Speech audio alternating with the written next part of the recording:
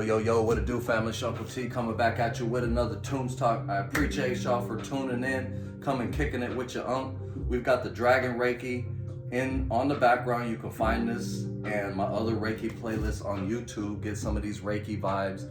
This particular track has a subliminal messages.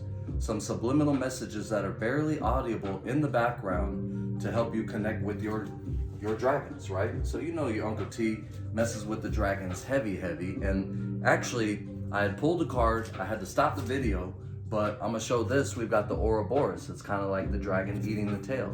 So first and foremost, what wants to show up right now is echinacea, just as this is represented by the keyword destiny, right?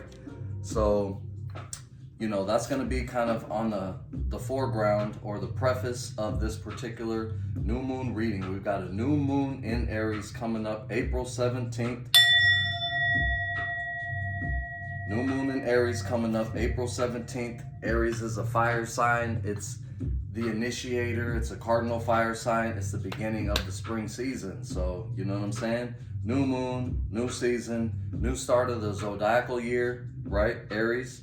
So it's a good time. It's a good time. But we're going to see what wants to come forward. Actually, let me get this herbal astrology oracle deck. We're going to pull one more from this particular deck. But your uncle wants to hear from y'all. How y'all been, man? Your uncle's been on a little hiatus for a little bit, but I'm getting back into the swing of things. You know what I'm saying? Was going through this crazy ass divorce. And life just been lifing a lot lately. You know what I'm saying?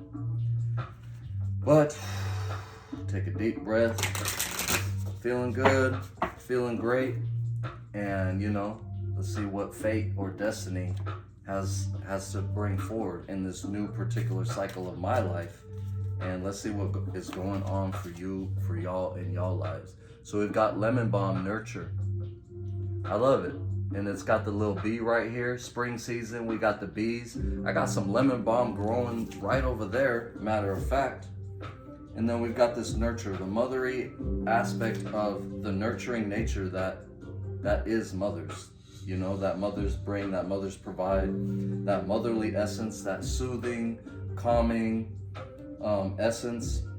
And then the bees representing that pollination, that fertility, that expansion. You know what I'm saying? So just a really cool lemony vibe. You know what I'm saying?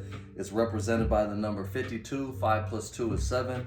So we've got lucky number 7. So we've got lemon balm nurture. We also want to pull let's pull 3 tarot cards and see what else wants to come up for this particular new moon in Aries. So let's do 2 more shuffles and see what tarot cards want to come forward. So we've got echinacea destiny, and we've got lemon balm nurture. 1 more shuffle.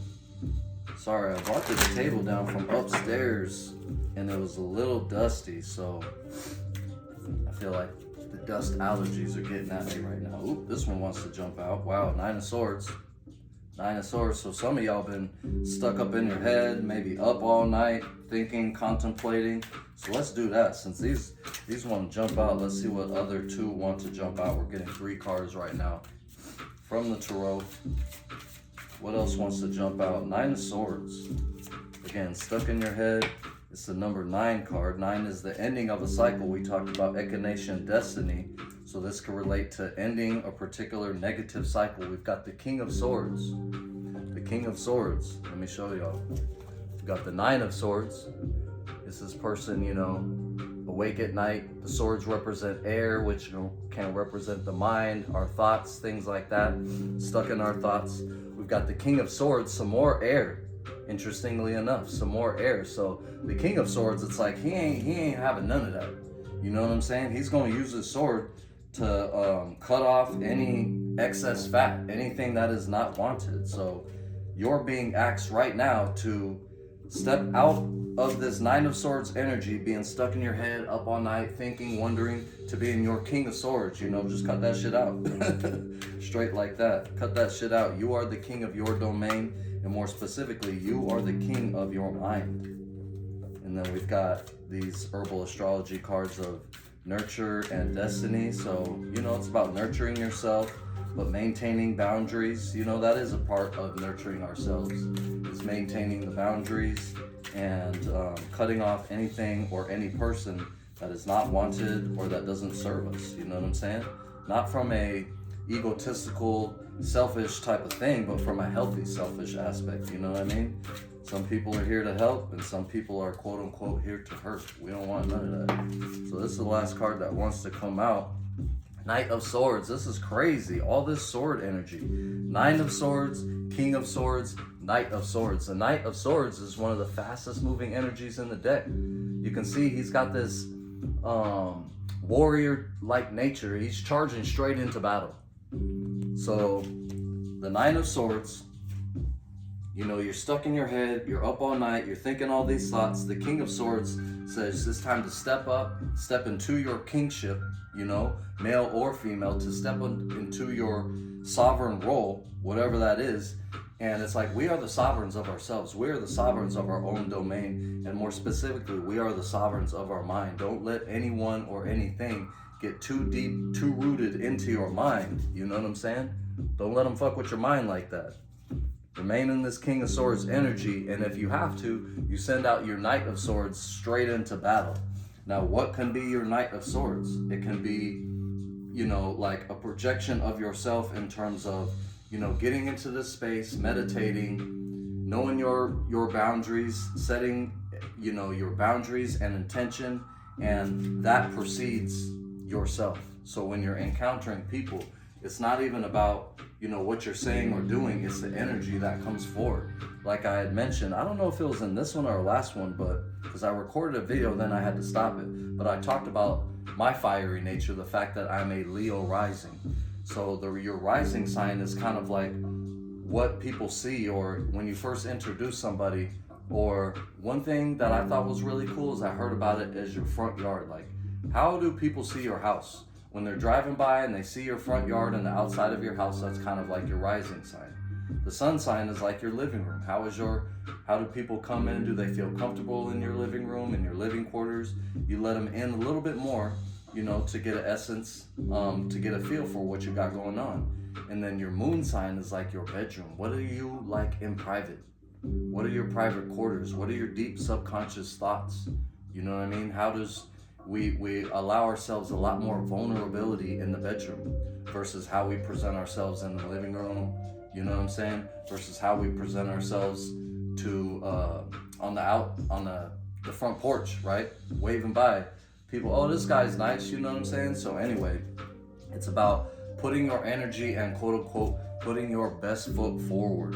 That's the energy I'm getting. These is all swords. So it's really important for us to not be so stuck in the mind, but use the mind as a powerful tool, right? Knowledge is power.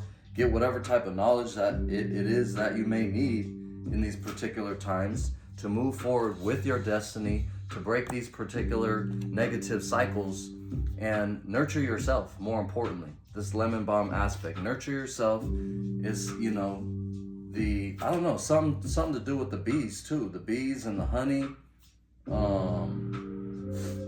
Yeah, anyway, so this is what we got. We've got lemon balm, which is a number 52, which is a 7. We've got echinacea, which is 30, which is a 3. And we've got the 9 of swords. So we've got 9, 7, and 3. We've got all swords. We got all air on the table. And so my suggestion for y'all is to really get deep into your meditative space. Get deep into your meditative space. Connect with your dragons, connect with your angels, ancestors, and allies, and ask them and their presence and their energy to help you put your best foot forward into whatever it is that you want to, you know, manifest for this coming new moon, for this Aries season. So anyway, it's your Uncle T. I appreciate y'all for tuning in with another little Toombs Talk Oracle Tarot reading. If y'all want your own personal reading, we're gonna go in depth. We're gonna do a full Celtic cross spread, and we're gonna see what the word is for you and whatever it is your situation, you know, is calling for. So anyway, it's your Uncle T. I'm gonna get off the line right now. I'm gonna holla at you. Happy new moon in Aries coming forward. Wholeness.